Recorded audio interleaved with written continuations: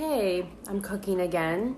Today I'm gonna make a coconut curry and I will show you all the ingredients that I'm going to use.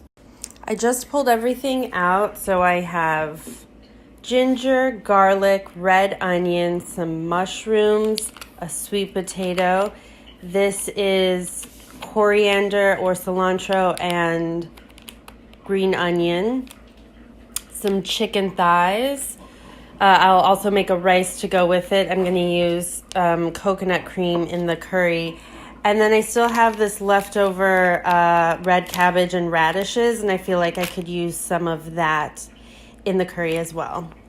First thing I'm going to do is chop up the onion, garlic, and some of the ginger and mushrooms and start sauteing those. I sliced the red onion and I'm going to get it started cooking as I chop up more things. Since this is a coconut curry, I'm going to use coconut oil. The onions are sauteing up. Stay tuned for my spice blend that I'll be adding, and right now I'm going to chop mushrooms. Before I cut my mushrooms, I'd like to share my thoughts on how to cut things, like how I decide what shape they're going to be. Really, I think it doesn't matter what shape you cut things. That's like a form function question. The function of the vegetable is essentially going to be the same. It's the flavor, it's the nutrients, always going to be there, whether it's a slice or a dice. So I think about form. What form do I want? I think about how I want to eat this. Now I'm putting in chunks of chicken. I know I'm going to chunk my chicken. I'm probably going to chunk my sweet potato. The question is, do I want to chunk or slice my mushrooms? I'm going to go with a slice on the mushrooms, basically for variety, because I have other pieces in chunks, and I'm imagining that maybe like a slice of mushroom will just lay on top of a chunk of chicken and I can eat it. You may want to chunk your mushrooms because that makes sense to have everything in chunks of pieces. I mean, that's just you being a creative cook, right? Mushrooms are in. Next, I'm chopping garlic and ginger. The way in which I decide when I want to add things to the pan just depends on how long I want that thing to cook. And I know I want my onions to get sweet and my mushrooms to like fully cook all their water out. You know how I do mushrooms. And garlic and ginger will be later because I don't want those to burn, especially the garlic. Here's my garlic chopped up, and I'm going to use like this much of my ginger in the curry and that much in the rice. I am not a ginger skin type of lady, so I peel it off with a spoon in this motion, but I need to not hold my phone to really do it. Although ginger skin is edible, so now that I've told you that, I sort of feel like the kids I take care of are like, oh, peel my apple skin. And I'm like, boo, that's edible. What's wrong with you? Okay, ginger and garlic are in the pan. It's time to get spicy. Alrighty, I'm kind of making my own curry blend here, but feel free to, use a store-bought curry. Anyway, I'm definitely going to start with cumin. That for me is like the most important spice, and then I'll do some warm spices like cinnamon, cloves, ginger. That's like your pumpkin pie. Coriander, of course, and we'll be adding fresh coriander at the end. This is turmeric, not labeled, but you can tell by the color. It's beautiful, great flavor. A little cayenne for some heat, and I think cardamom, but I'm going to have to smell everything and decide. This is a unique flavor that I like, but sometimes it can be a lot. Here we are. That bright yellow color, that's from the turmeric. It smells amazing. Something to remember about cooking with dry spices is they want to be in a fat. I could have started toasting those spices the second I added the coconut oil to the pan.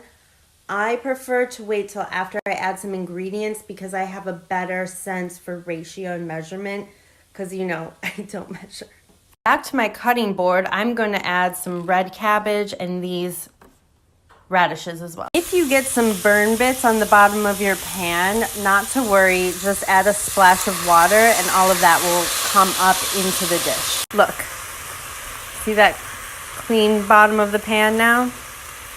And now it's in the curry, all that flavor. Now it's time for me to work with my chicken thighs. I got boneless, skinless, and I'm going to cut them up into bite-sized pieces. You could also use bone-in. You would just need to cook them for longer. My thoughts on thighs versus breasts is go thigh. I think breasts are popular because they're lower in fat. I'm not so afraid of eating fat. I think thighs are better tasting. They absorb flavor so much better. They're cheaper. Get the thigh. This is 3 chicken thighs cut up into what you can see as bite-sized pieces. I sprinkled on some salt. They're gonna get their real flavorings in the pan with all those spices, but I wanna make sure that the actual meat is salted because duh.